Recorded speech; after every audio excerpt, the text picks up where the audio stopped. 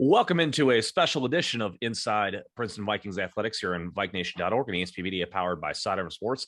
My name is Jason Grieford. Normally, we're joined by Princeton AD Joe Roberts. Joe out of town on some business this week, so we've got a couple of special guests with us. First up, head volleyball coach Kevin Tucker, and then head girls track and field coach Darren Braddix joining us here today on the show to discuss their programs and how they're navigating through the early stages of the spring season. So coaches, do appreciate your time here today and giving us your thoughts on your teams here. So let's jump in right to it. And first thing I'll kind of talk about is just the condensed nature of the spring schedule. It seems like the springtime is more condensed than any other season that we have at the high school level, with so many events and practices and meets and whatnot and games in such a short time. So I'm curious, and Darren, I'll start with you first. How do you go about trying to keep your team, your runners and your field athletes sharp when it seems like the season is just so condensed? You've got to get so much done in such a short period of time. Yeah, that's one of our challenges, of many challenges. But we try to sprinkle in one or two meets a week, so that kind of keeps them energized as opposed to just training with nothing on the horizon. So, as long as they've got something to look forward to, it kind of keeps them sparked and energized. So it gets tough when things get moved or rained out or things of that nature. But, if we can keep things moving with meets through the week and through the weekends, then we keep them sparked and ready to go. Kevin, how is that on your end? Try to get your guys going and keep them fresh, I should say, because you have a lot more, matches and sometimes even this week, day after day after day in a row without a lot of practice time in between. And obviously, and we'll talk more about the league itself a little bit later on, but how do you go about that on your end of things, trying to get your guys as sharp as possible? For us, it's just a lot of on-the-job training for our kids. Most of them have never played volleyball before. We had about 2 weeks of practice before the season started. And once our season starts, it's games Monday, Tuesday, Wednesday, Thursday. And so like Friday, we'll do some lifting, run through some drills, talk about some court awareness type things that come up in the games. But our kids, all their training and all their learning happens in the game, especially when we're playing some of the tougher competition in the GMC. They pick up quite a bit those 20 games that we play. Talking about one of your student athletes in particular, was just recently named a GMC Athlete of the Week, and that's your setter Cliff Cass, and that comes in and as a freshman and not too long into it, named Athlete of the Week. I believe the opening week he had 35 assists. So yeah, he's feeling his way through there, and as you said, maybe some on the job training there. But I'm wondering, from your perspective as a freshman, what stood out about him in the run up to the regular season that made you decide, okay, he's the guy I want setting the table for my offense? He's a really good athlete. He's got really good court awareness, explosive, trying to get to the ball. He did a really good job learning his position pretty quickly. He's got pretty good hands, and that's what stood out to us. He had really good hands, really good court awareness early. With your setter, he runs the offense. If you don't have a setter, you're going to be in trouble. So that was kind of what we saw in him at the beginning. A good start to his career for sure. Darren, on your side of things, your team coming off of a really solid outing at the Spurlock Invitational. Take us through that, how you felt your athletes did up there. Did they meet your expectations, exceed your expectations? Still room to go there? Who stood out? I mean, yeah, we've got room to grow. This was a good barometer for us. We had some high caliber teams coming in from the Columbus area, and we showed that we belong. We're a young team. I mean, we graduated 8 or 9 seniors from last year, so we've got a new crop of athletes that are stepping up, and they're doing so. We had a freshman hurdler who had a huge PR in hurdles and got second place, and she's dropping major time. Her name is Khalees Robb, and she's just going to be somebody for people to take a look at over the next 4 years, 3.5 years here. So we're growing, we're developing, we're working. We got a chance to see what high caliber track and field really looks like. They're excited, and we're just looking to continue. A couple of freshmen we're talking about here for both of your teams, doing some very nice things early on in their high school careers. What's it like for each of you? And Darren, I'll start with you first, to see these youngsters come in right away and start producing right away, start giving you those results right away, maybe doing it before maybe you expected it early on, maybe before they expected it early on? What's that process like for you as a coach? Well, for me, it starts with staying connected with the middle school, doing some evaluation there, seeing their meets, and trying to identify some of the top eighth graders coming in. And once we can identify those eighth graders, we try to grab them as early as we can, get them doing some things with us in the summer, working on their development so that when their opportunity does come, that they're ready to show us if they're ready for JV or varsity on this level. And being like I use Khalees as an example, we were able to grab her early. She had a solid indoor season, and so we're seeing what we expected out of her, and as well as some of our other freshmen that put that work in early. So there is a process to what we do as far as identifying them, training them up, and then getting them ready to go. Kevin, what's that process like for you on your end as far as getting kids that maybe play another sport at Princeton, guys that come in, from the club ranks, but also younger guys like Cliff who come in right away, and you're trying to build a unit, but also trying to get them develop individually along the way? Yeah, unfortunately for us, we don't have any kids that play club. Most of our kids, this is their first outing. Now with volleyball being an official OHSSA sport, we're hoping to get some feeder stuff down at the middle school, 7th and 8th grade. But with our kids, they're super athletic, and you get to see them progress very quickly. They learn the game pretty quickly. They're pretty athletic kids. They understand other sports, and they can carry some of that over to the volleyball court, and they do a really good job, especially with our basketball players being able to jump, being really quick on their feet.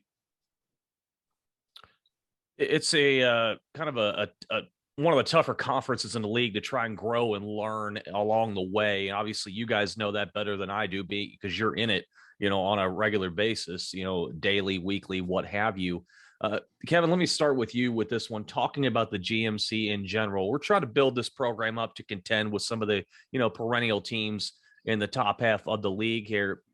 But obviously this league, there's no days off. There's always a tough outing every time out inside the GMC. What's that process like when you're trying to build a program where, as you said, guys are coming in, fresh to the game, not necessarily from the club ranks there, but you're also understanding that this league, takes no mercy on you. They don't show you any kind of sympathy in that regard. And you're trying to build that while doing so in a very, very tough league. Yeah, I mean, we talk to our kids, especially when we play the tougher competition. You get better by playing better competition. Like when we're practicing, our kids don't know enough to be competitive against each other. So when we're playing Lakota Easts and the Masons and the Sycamores and the Oak Hills, the kids get a lot out of that because they're playing such high caliber competition, and they just get better. Yesterday we played West Claremont, and a handful of their kids played club. And our kids started picking up the block a lot better, started following their hitters a lot better because they were playing that better competition. And our kids work really hard because they want to be successful. They want to be a better team. And so they have the drive to perform and get better every day. Darren, on your side of things, as you said, you try and keep it to 1 to 2 meets a week, but I have to imagine also as the season goes along, you're seeing a lot of these GMC schools and runners in various meets, not necessarily ones that are, officially GMC meets, if you will. Take us through that. What you've seen, how the girls have responded to maybe seeing some of these GMC schools already, understanding where they got to be to get where they want to go ultimately by the end of the season. Well, I mean, we recognize that the GMC on the track side is probably the top conference in the state of Ohio. And in order to be competitive, it's all about preparation. And for me, I like to throw them in the fire early and often. So even if we're not going against GMC competition, we want to go against GMC caliber competition. So we take them out of town a lot. We had a spring break trip. We took them to Atlanta and faced some really tough teams down in Georgia. We've got some meets in Columbus that we're going to, and then we've got a meet in Louisville. So my job is to prepare them for the GMC and the state tournament to come after that as well. And we do that by, just like I said, the level of competition, so that when we get to that GMC, we've been there, done that. We've faced that competition. We've excelled in that competition. So now it's just a matter of execution, and they're comfortable in that environment. As you mentioned earlier, Darren, you limit your outings to 1 or 2 meets per week. So you have a little bit more of a set schedule, if you will. Obviously, Mother Nature is going to play a factor into things, and has in various ways already. Do you, when you go into a season, you put your schedule together? Are you already thinking at that point, okay, when am I going to start perhaps tapering some kids so that we are peaking at the right time, we're heading into the right direction at the end of the season, so when the end of the season comes and we get into the postseason, my runners and my field athletes are at their peak? When do you start that process? That's before the season even starts. We have a game plan before the season even starts, what we're going to be doing with our elite athletes or JV type athletes. Our goal is to get everybody to compete all year. So when we have meets that are multiple weeks during the week, we will take our JV or our varsity B athletes, and they'll typically run on the weekday. And our A top kids will stay back and train, and then our A top kids will compete on Saturday. So we've got it down to kind of a science on how we want to do things around here, and how we want to make sure that our top athletes are not worn out and prepared for the GMC come later on. So when you see our schedule, we've got 2 meets. It's a rarity that our top athletes are doing both of those meets. Mm-hmm. Kevin, on your side of things, obviously, more games in a week, and boom, boom, boom, one after the other. Kind of a similar question to you. How are you able to try and work things out with your guys so that you are peaking at the right time, that you don't want to peak right now as we're talking on April the 12th, but later in the month and into May, that they are playing their best ball? How do you go about that? Is that something you can, try and look at ahead of time when you're putting the schedule together? Does that come along during the season? How do you go about that process? Yeah, we try to limit our GMC contact the first couple of weeks. So, because we know we're growing our program, our kids don't have a lot of experience. So we try to get some teams that play, not up to that caliber of the top GMC schools. With resting our kids, we don't really have that luxury. We've only got 16 kids total, JV and varsity. So there's not a lot of time to rest our kids. We don't have a lot of backup. The roster isn't that deep with volleyball anyway. So our big thing is try to give them some manageable games at the beginning, and then that second, third week, starting to see some of that tougher competition, and then leading into the last 3 weeks of the season. When we're trying to peak and build it towards the end of the season, obviously we're not there yet. We don't want to peak right now, because that doesn't really serve any purpose as far as the end of season goals and whatnot. Kevin, let me start with you. If you haven't, it's like I said, we only have a handful of matches in right now under our belts, and obviously a long way to go. Have you been able to gauge where your team's potential peak is at this point yet? Do you have enough games? Do you have enough practices under your belt to this point to kind of gauge that? And if so, where do you think this team's ultimate ceiling can be? Honestly, the way we're playing right now, I think our peak is going to be late in the season, which is probably where you want it to be. Like I said, right now we're working on court awareness. We're working on just the mechanics of the game. We're working on the fundamentals of the game. Every day we get better. We get better at serve receive. We get better at blocking. Our front row is getting better at picking up the block, picking up their man. Having played some of the teams with some club kids, our back row is really picking up on where to be when the hitter's coming. They've seen some pretty good hitters the last couple of weeks. So like I said, I see us peaking late in the season just from the nature of the beast, with our kids not having a lot of experience. They get better every day, and we'll be peaking right towards the end, right where we want to be. Darren, on your end of things, we talked about a strong finish at the Spurlock. You've talked about taking the kids on spring break down to Atlanta to face some tough competition as well. So we've got a few meets under our belt on your side of things as well. Have you been able to gauge where you potentially see this team going towards the end of the regular season and into the postseason? Yeah, I think, like every team, I mean, if we stay healthy, that's going to be the biggest thing there. Stay healthy and stay driven. But talent-wise, we're shaping into something. I think we'll be we'll be a top 3, top 4 team in GMC, and you just never know how things will shake out on that final day. And same thing going into districts and regionals. I mean, we're the defending regional champion. I think we'll put our name in that hat again. We'll be tough. And then when it comes to state, I'd like to think we're still a top 10 team, even though we're young, but we're trending in that direction again.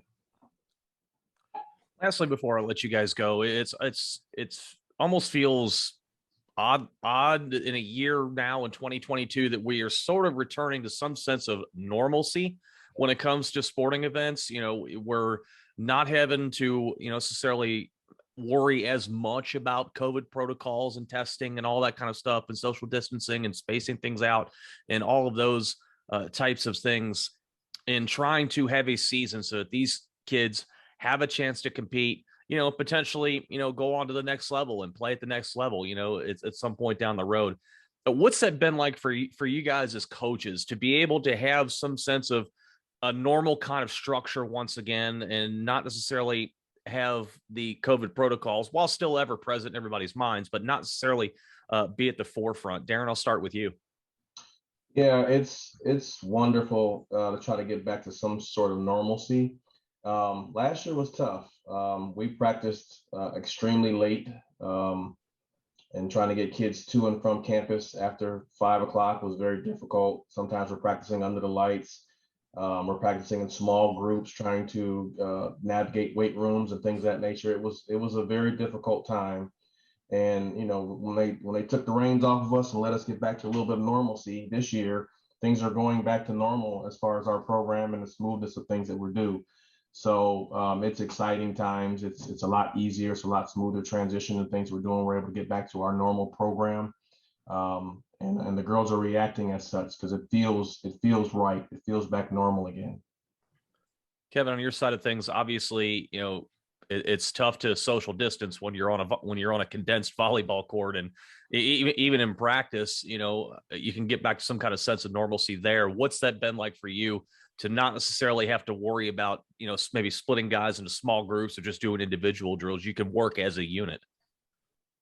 It's been awesome. We're really looking forward to the next couple of years if things trend the way that they are. 2 years ago, we had a decent group of kids come out, and then we got shut down before the season started.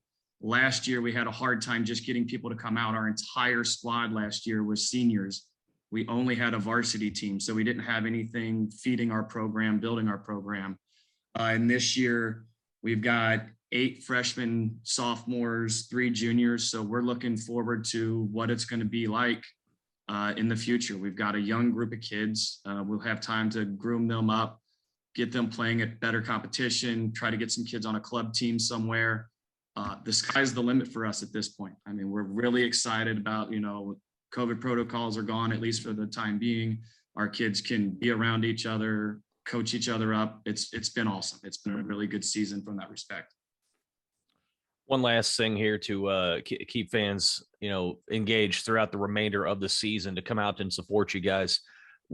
For one thing from each of you that will say, okay, my team will reach their peak if they do this. And Kevin, I'll start with you. For our kids, it's communicating on the court. They're not used to being on the court. They don't exactly know where they're going. The more they communicate, when they're communicating, when they're backing each other up, they are fun to watch.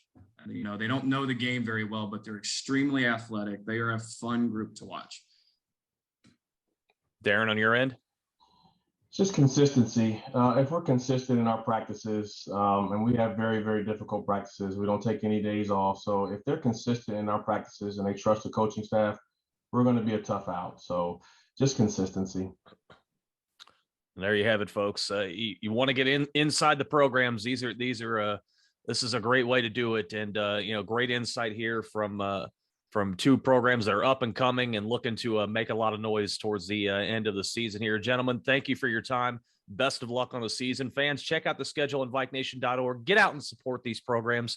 They're doing a great job, and they're working very, very hard here. It's volleyball head coach Kevin Tucker and girls track and field coach Darren Braddock joining us here on the program here today. My thanks to them once again here on Inside Princeton Vikings Athletics here on VikeNation.org and ESP Media, powered by Sidearm Sports.